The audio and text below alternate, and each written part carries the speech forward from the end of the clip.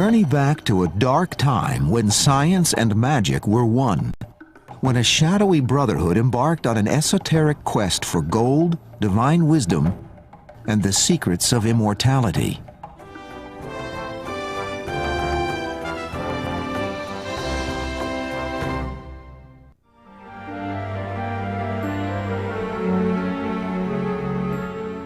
Since the dawn of humanity, it has fascinated us.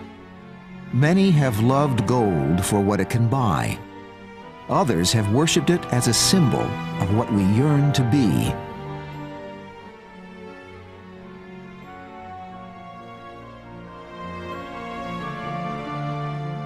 Gold is the perfect metal. You can take a gold ring, you can leave it in seawater, it will not corrode. Silver will, iron will, even lead will degrade over time. The pharaohs of Egypt were the first to mine gold some 5,000 years ago. Perhaps it is not surprising that in this land of gods and gold, the quest for riches and the search for divine wisdom were destined to become one. In the strange, secretive work which strove to turn lesser metals into gold and sought to perfect the human soul. The ancient craft of alchemy.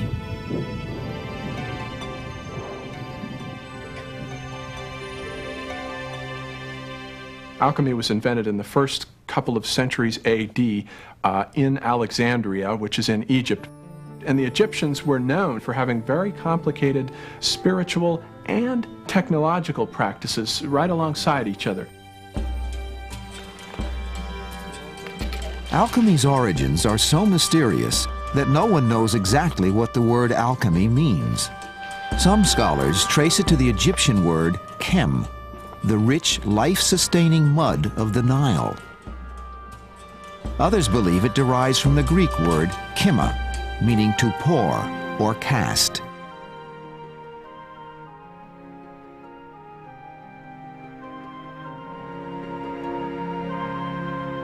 From the beginning, alchemists deliberately hid their secrets from the world.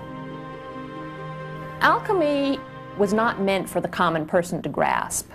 It was seen to be only the people who were favored by God, the initiates who knew the language, who could read the symbols, who were really pure people themselves, who could reach this wonderful knowledge. The most famous of the Egyptian alchemists was Zosimos of Panopolis, who lived in Alexandria sometime in the 3rd century A.D.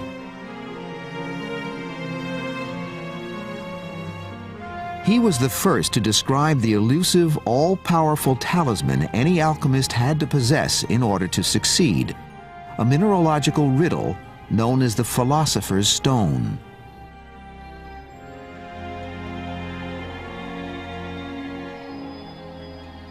There is a stone which is not a stone, a precious thing which has not value, a thing of many shapes which has no shape. This unknown thing which is known to all. Zosimos of Panopolis.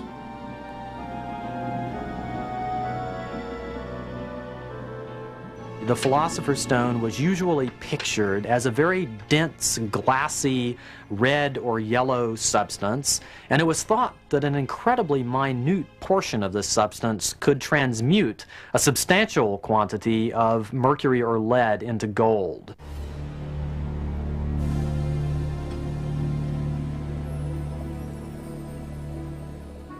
But the Philosopher's Stone was more than the key to stupendous wealth.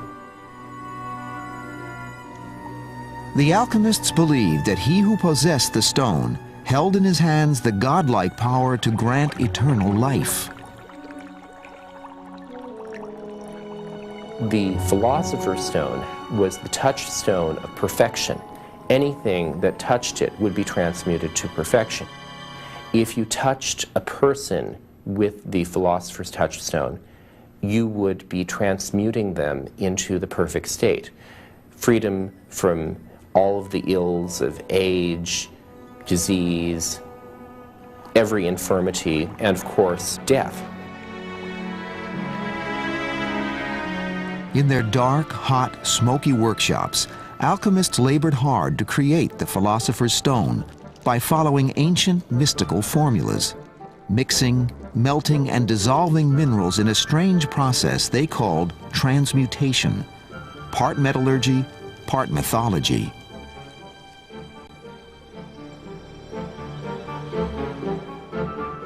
Transmutation is based on the theory that metals are made out of sulfur and mercury.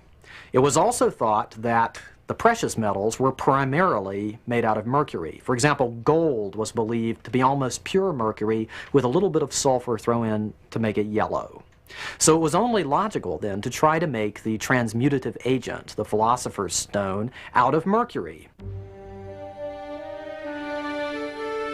But the uninitiated found little logic in alchemy's bizarre world.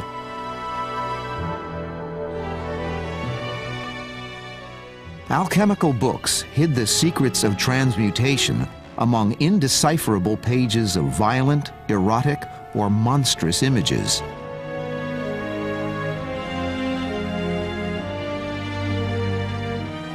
Even scholars who have made a career of studying alchemy are often baffled by its fantastic code of symbols.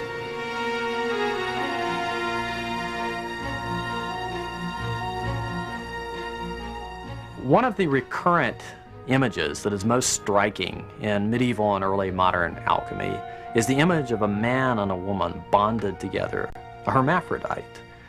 I would like to know precisely what the alchemists had in mind when they used this bizarre and grotesque image. On the one hand, it seems to symbolize the union of the volatile and the fixed, the non-volatile. On the other hand, the union of the soul and the body. On the other hand, good and evil. To have an alchemist and to be able to press him on the meaning of this hermaphroditic symbol would indeed be a thing worth doing. Beneath alchemy's layers of arcane imagery lay a supremely ambitious goal. Alchemists aimed at nothing less than revealing the ultimate mystery of creation. Alchemy was about a search for the secret of life. People believed that metals, plants, animals all grew. They all shared the property of life. So that when an alchemist worked in his laboratory and tried to imitate nature, tried to imitate the growing of gold in the earth, the maturing to gold in the earth, he believed he was looking for the secret of life. Alchemy's secrets survived through centuries of chaos as Rome fell and classical civilization declined. Muhammad's Muslim armies conquered Egypt in 643 AD. While Europe languished in its dark ages, it was Arab alchemists who nurtured and refined the ancient craft. By the 11th century, Europe's finest minds were learning alchemy from their peers in the Islamic world. Despite opposition from the Catholic Church, the secret art would flourish in the Middle Ages.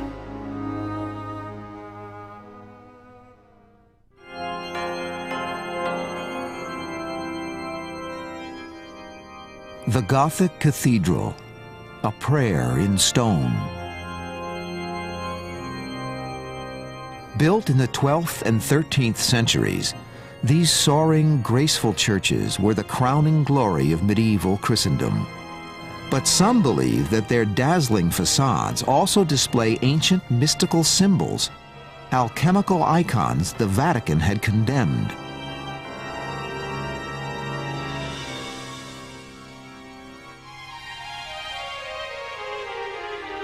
Notre Dame Cathedral in Paris. Carved beneath its magnificent sculptures of Christ and the saints are some oddly un-Christian figures.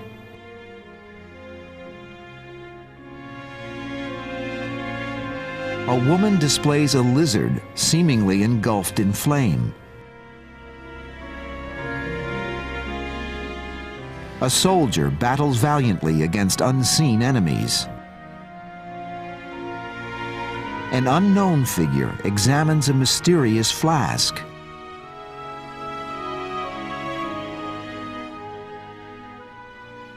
As Christian symbols, they are meaningless, but they appear frequently in alchemy. Well, alchemical symbols were definitely built into Notre Dame and into most of the cathedrals. If you look into the niches in Notre Dame, you will find a woman with a shield, and on that shield is a salamander surrounded by fire. And salamanders, being water creatures, actually will secrete a milky liquid which keeps them from burning for a little bit, and there's a chance for the salamander to survive long enough even if it's been thrown in a roasting fire. So of course this came the medieval belief that the salamander was a creature of fire and was immune to it. The meaning of Notre Dame's mysterious images remains controversial. But it is a fact that during the Middle Ages, alchemists carried on their ancient secret quest, sometimes within the very bosom of the Catholic Church.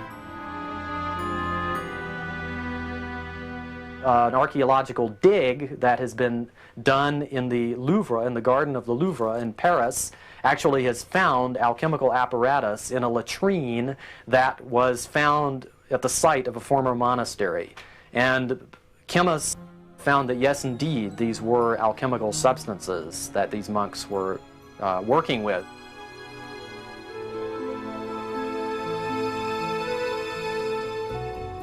One of the medieval world's greatest alchemists was a 13th century English friar named Roger Bacon, widely regarded as the most brilliant scientist of his time.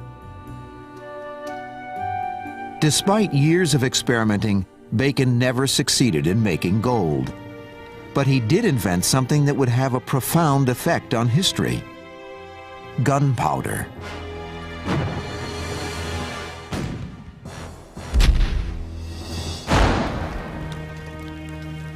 As Bacon's fame spread, so did dark rumors about what went on in his laboratory. It was whispered that he could summon the devil, that he had made a talking brass head, and a mirror that could predict the future.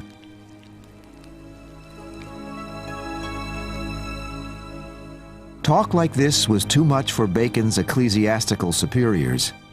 In 1284, the Pope jailed the brilliant monk on charges of heresy. Medieval Europe's greatest alchemist spent the rest of his life in prison. Others suffered even grimmer fates.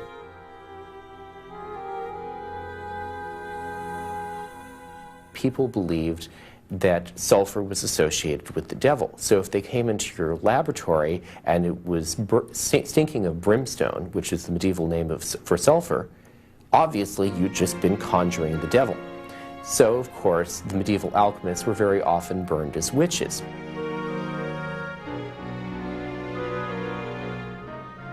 In 1317, 33 years after Roger Bacon's arrest, Pope John XXII decided that once and for all, alchemists had to be stopped.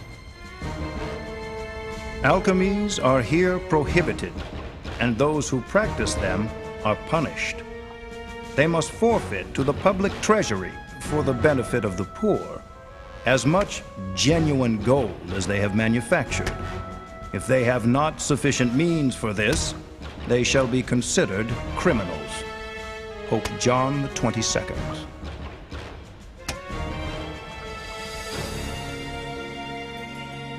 Despite the papal ban, many alchemists persevered at grave peril to their lives, both from their human persecutors and the dangerous substances they handled every day.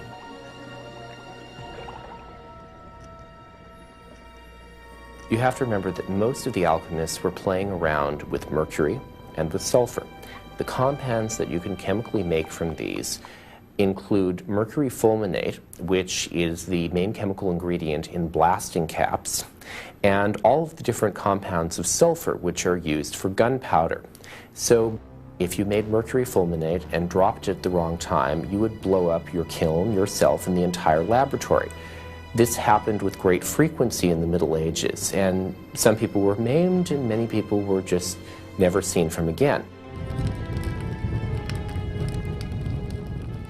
But even as some died in explosions and the church lowered its iron fist on others, one medieval alchemist may have achieved the centuries-old dream of his secret craft, the philosopher's stone.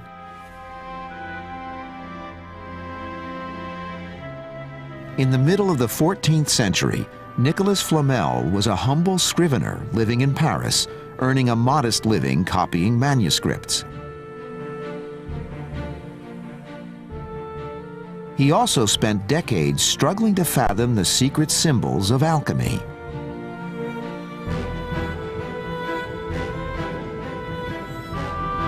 Flamel claimed that on January the 17th, 1382, he succeeded at last in turning mercury into pure gold. Although this story seems fantastic, the municipal records of medieval Paris reveal an astonishing fact. Before they died in the early 15th century, Nicolas Flamel and his wife endowed 14 hospitals, 3 chapels, and 7 churches. How could a modest scrivener afford to give a fortune to charity? To this day, speculation surrounds this question.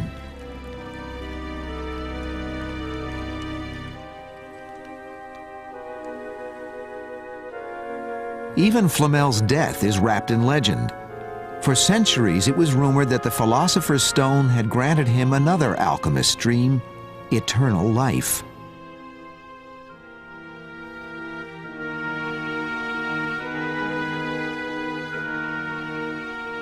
He and his wife disappeared, and there were occasionally sightings of them for years afterwards around France and in other countries. People said, no, I'm certain I saw Flamel and his wife, and that they had this strange golden tone to their skin, and they didn't look any older, even though it was 10 or 20 years had passed. As late as 1818, some 400 years later, a man claiming to be Nicolas Flamel appeared in Paris coffeehouses, offering to reveal the secrets of the philosopher's stone.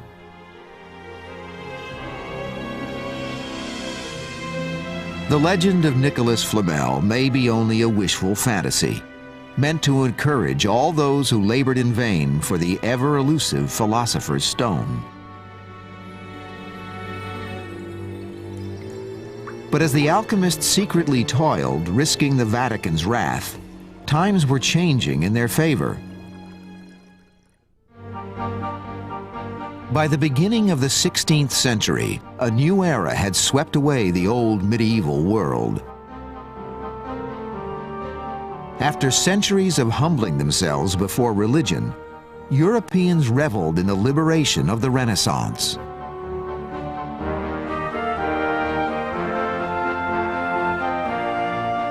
No longer was man confined to playing a role in God's creation. Now man stood at the center of the universe, free to use the power of his mind to explore and conquer nature. It was time for alchemy to emerge from its medieval shadows into the dazzling sunlight of a bold new age. The Renaissance was really the golden age of alchemy because so much alchemy was practiced at the time. Princes all over Europe were employing alchemists at their courts. Courts were very much invested in spectacle and theater of all kinds, and alchemy was another part of that spectacle. If you were a rich noble, you needed to have a court alchemist. It's the same thing as having an astrologer, having your giant, having your fool, having your dwarf, having all of the other things. It had to be done to keep up appearances. In the 1580s, the Holy Roman Emperor Rudolph II, one of Europe's most powerful monarchs, had more than 200 alchemists working for him near his palace in Prague. in an alley dubbed Golden Lane.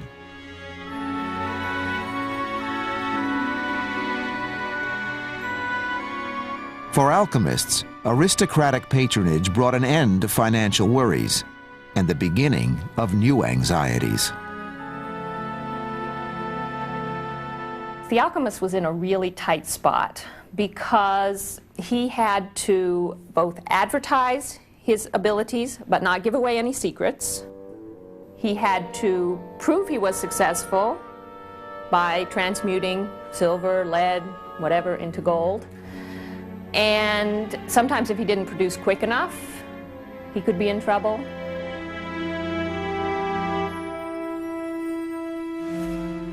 History tells gruesome tales of greedy princes brutally torturing alchemists, trying to force them to reveal the secrets of their art.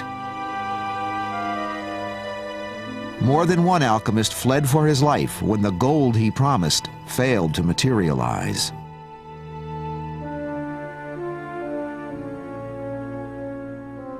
Yet despite its risks, the lure of living on a noble's expense account made alchemy a popular Renaissance profession and a favorite Renaissance fraud.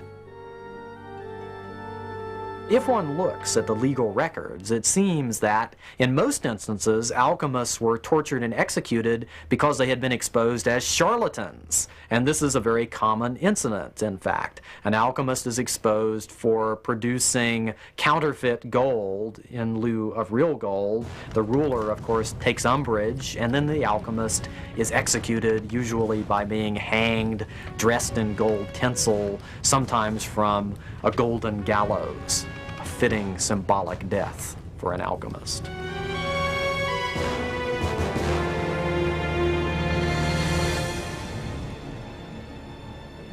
And yet strange reports exist of actual transmutations. Today we are astonished by these mysterious claims. How could 16th century alchemists achieve the seemingly impossible task of transmutation?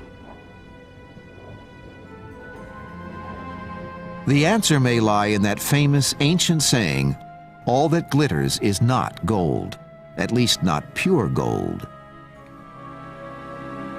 Alchemists said that gold was a heavy, yellow, malleable metal. It could be beaten out into very thin sheets. It was ductile, that is, you could pull wire out of it, and it was very difficult, if even possible, to corrode. So that any metal that could be made to satisfy those conditions would, by definition, be gold. And it seems that they were able, in some cases, to produce alloys that did satisfy those conditions.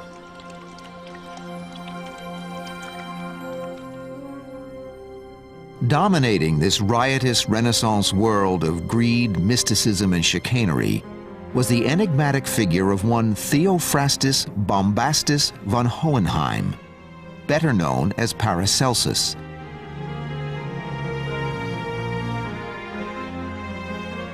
He was one of history's more difficult men.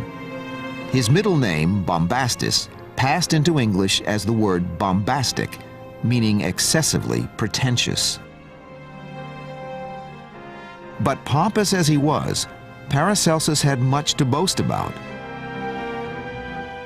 For it was he who gave alchemy a new and noble purpose.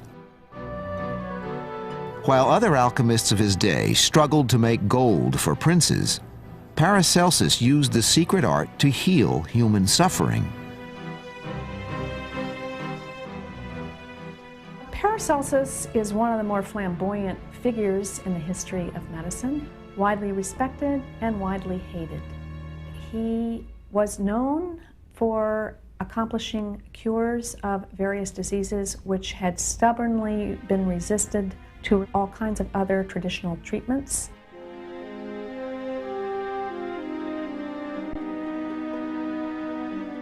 A determined foe of medieval superstition, Paracelsus proved that miners died of lung disease because they had inhaled mineral dust, not because their digging had offended wrathful mountain spirits.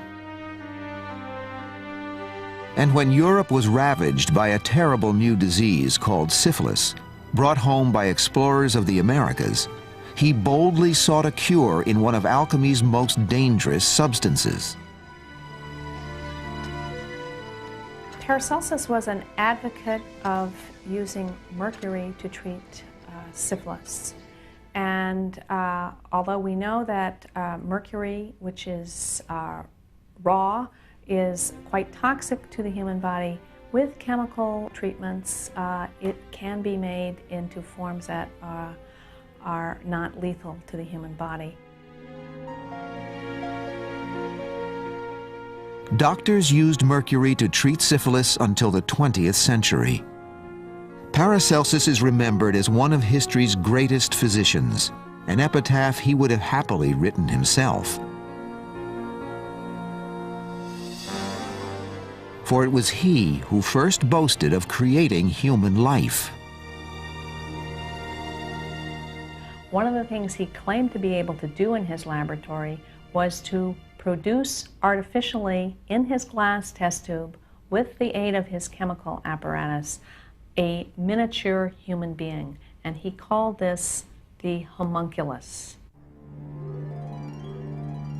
Far from concealing how he had made his homunculus, Paracelsus openly published his recipe. An airtight container of human sperm buried 40 days in horse manure, then magnetized, then fed 40 days on human blood. The result, according to Paracelsus, a fully functioning human being. It may be raised and educated like any other child until it grows older and is able to look after itself. Paracelsus.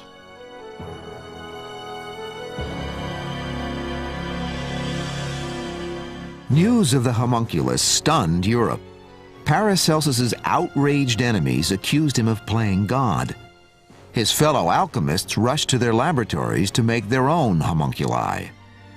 Many claimed to have succeeded, but strangely no one would display his homunculus, not even Paracelsus. In the end, even Paracelsus's gigantic ego was humbled by fear. He told the world that he had destroyed the living being he had once boasted of creating. He felt it morally objectionable to bring into being a creature which did not have a soul. Why did this creature not have a soul? It was only God who could implant the soul in the individual. Paracelsus died in 1541. Ironically, his innovative brilliance may have sparked alchemy's demise. By the next century, the ancient art was being discredited by the new experimental science Paracelsus had helped inspire. Yet even as Europe entered the Age of Enlightenment, alchemy's dark secrets never lost their seductive lure.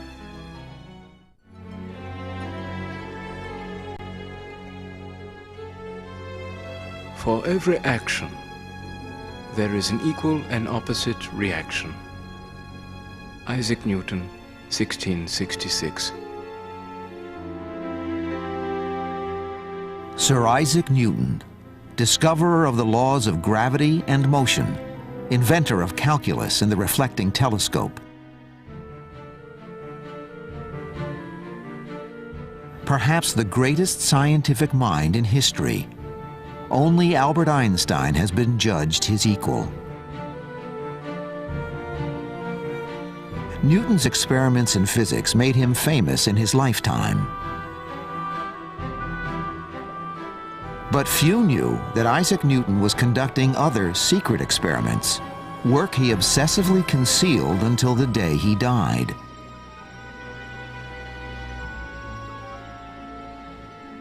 Isaac Newton was a devoted alchemist.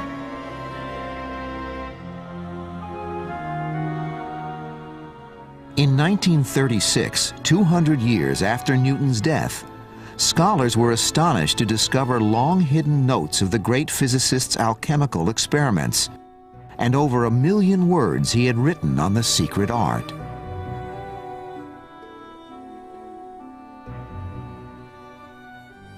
His nephew, Humphrey Newton, witnessed his alchemical experiments. Especially at the spring and fall, he used to employ about 6 weeks in his laboratory, the fire scarcely going out either night or day. What his aim might be, I was not able to penetrate, but his diligence made me think he aimed at something beyond the reach of human art and industry. Humphrey Newton.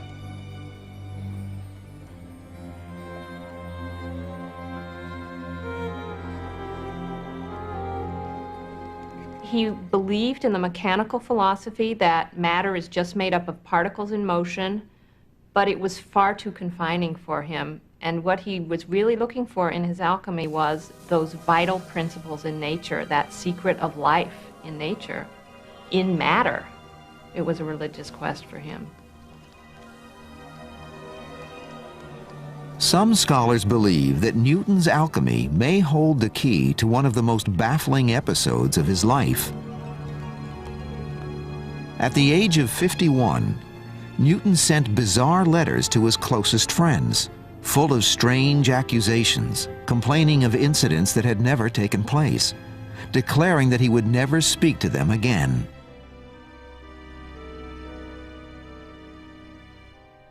He also complained of sleeplessness and other mysterious ailments. Generations of scholars were baffled by this bizarre episode, until Newton's obsession with alchemy came to light. Sleeplessness, severe memory loss, and paranoid delusions are among the textbook symptoms of mercury poisoning. It is possible that alchemy rendered one of the world's greatest intellects temporarily insane. Alchemists worked with mercury. Mercury was the central element in alchemical theory. And they were working with mercury all the time, and they tasted things in order to see whether they were sour or sweet. They smelled things, they rubbed it on their skin, so it wouldn't be surprising at all to me if Newton had mercury poisoning. There is evidence in the form of strands of Newton's hair that have been analyzed in recent times where the concentration of mercury is much higher than normal. So it seems to me entirely plausible that Newton may have suffered from mental instability at one point in his life as a result of his alchemical experimentation. Isaac Newton recovered from his mysterious breakdown and lived another 34 years, dying in 1727 at the age of 85.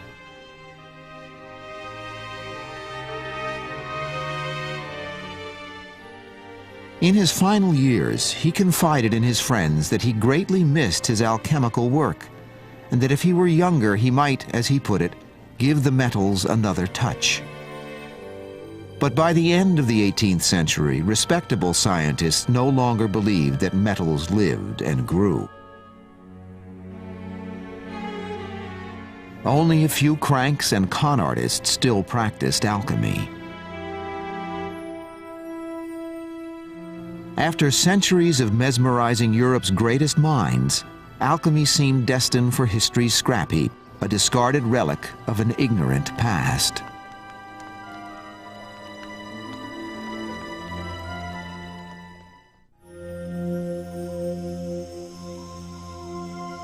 At the dawn of the 20th century, the ancient art of alchemy seemed destined for oblivion.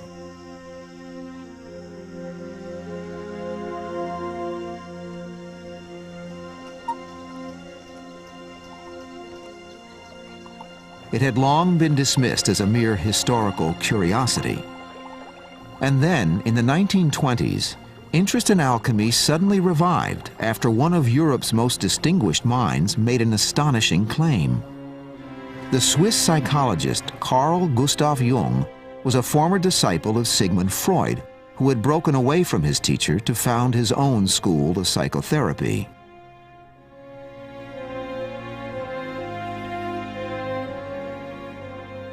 Jung reported that his patients saw mysterious, fantastic images in their dreams, images they claimed nothing in their personal lives could explain. For years, Jung puzzled over these dream images, unable to interpret them. until he stumbled upon the long-neglected works of ancient alchemists.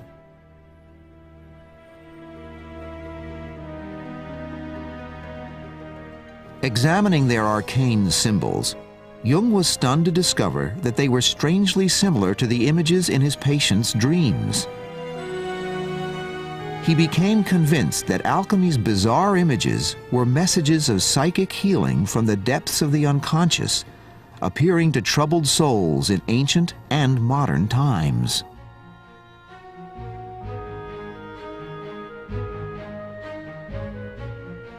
The symbolism of alchemy has a great deal to do with the structure of the unconscious. The dreams of modern men and women often contain the very images and metaphors we find in these medieval treatises. Carl Jung. Carl Jung devoted the rest of his life to developing and defending his theories of symbolic meaning in psychotherapy, including the symbols of alchemy. His disciples still carry on his work. The psyche is in darkness, and it needs to be liberated from that darkness, just as the gold is brought out of matter in alchemy. So, in liberating and bringing to your conscious mind what is unconscious, you're performing a kind of alchemical process. Whether you go through the process of psychoanalysis or whether you are puttering around in your lab until you have achieved the Philosopher's Stone, it's the same thing. Once you have achieved yourself, you have become a self-actualized person, you have achieved the Philosopher's Stone, and metaphorically and psychologically, you have achieved transcendence. Jung's psychological interpretation of alchemy remains controversial, but he has not been the only 20th century thinker to investigate its mysteries. At Harvard University in 1941, physicists brought the power of the atomic age to the ancient alchemical work of transmutation. Using the newly invented particle accelerator, they bombarded 400 grams of mercury with high-velocity neutrons and transformed a tiny amount of the mercury into gold.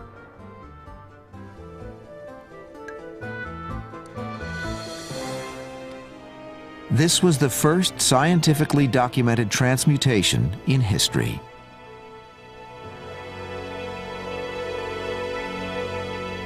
The ancient and medieval alchemists, or even the early modern alchemists, did not have anything like the energy at their disposal that one has in a modern nuclear accelerator or cyclotron. And in fact, this does not provide any justification for thinking that the alchemists really were able to perform genuine transmutations of metals, just because modern physicists can do it. On the other hand, it does offer a sort of a latter-day justification of their theory, their belief that elements could be transmuted. The physicists bombarding mercury with radiation until they created gold may have actually done the transmutation the hard way, and there may actually be a simpler method of transmutation locked within the alchemist's manuscripts and the engravings upon the cathedral. The Harvard experiment that demonstrated a minuscule transmutation of gold is, in my way of thinking, not a vindication of alchemy, even though it's an interesting experiment. What's more important to me is to try to find the underlying energy that the alchemist understood and worked with.